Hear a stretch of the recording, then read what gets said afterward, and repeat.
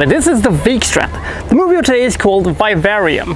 When I saw the concept for this movie and when I saw the premise for this movie, I thought this might be really interesting, and for a considerable amount of time they actually pulled off of keeping me very invested, and I was very intrigued when this one was going. But as the movie came up to its like 1 hour mark or something like that, I thought it has been a bit rocky so far and it has been a little herky-jerky, but I'm still so intrigued to see where this one's going. I have to keep watching.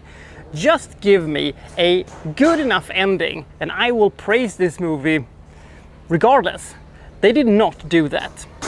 They delivered instead a weird, confusing and underwhelming ending. But up until that, I thought this movie was absolutely solid. Let's take a look at the rest of the movie, shall we? This is the movie Vivarium. Or is it Vivarium? I don't know. Anyway, let's roll the credits.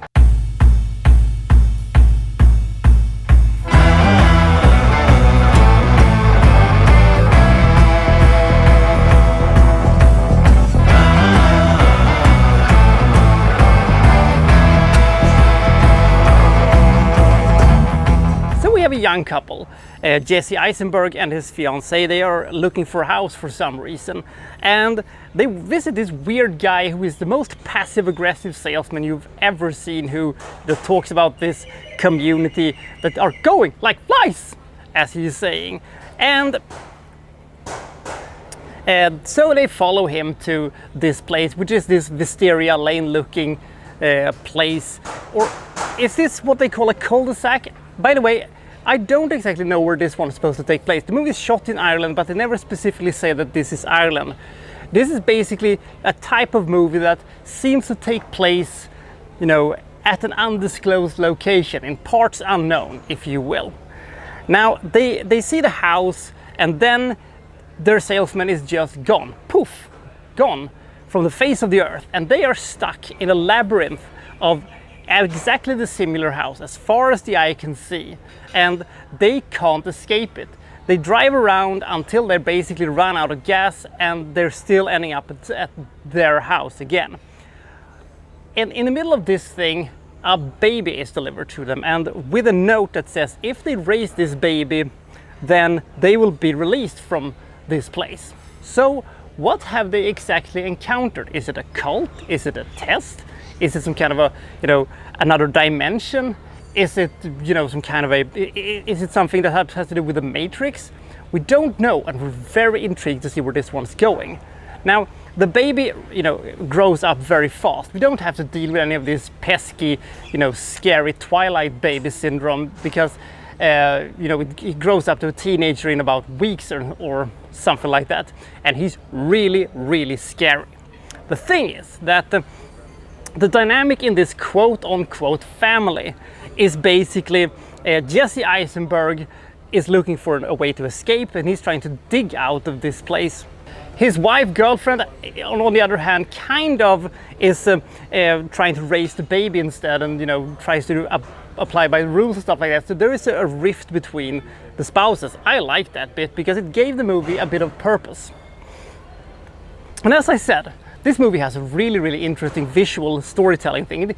This movie had a great Tim Burton-esque aura of itself, and I really like the fact that this movie had this weird, you know, otherworldly atmosphere to it.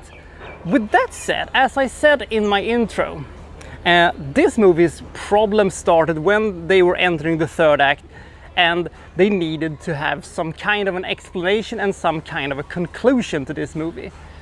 They decided to do I wouldn't say a bad ending, but I would call it an underwhelming ending. I would call it the type of ending that makes you go, oh, okay then. I think there is some kind of a very artsy and clever story in here somewhere. I just didn't see it the way the filmmakers probably intended me to do so.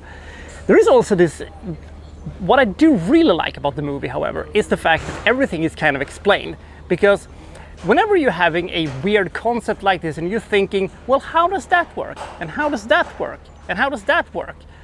This movie actually have you covered, because it actually explains everything in a rather, you know, self-explanatory way. When it comes to the acting, I have a really soft spot for Jesse Eisenberg. I like him a lot, and I think that he did, you know, the classical Jesse Eisenberg performance that we all know and either love or absolutely can't stand. I liked the kid, he was really creepy, and the girlfriend was also there. The thing is that with a great and solid ending, this movie could have been absolutely fantastic if they could have done a good enough psychological or physical explanation to this that I could have bought. I could have really, really dug this movie.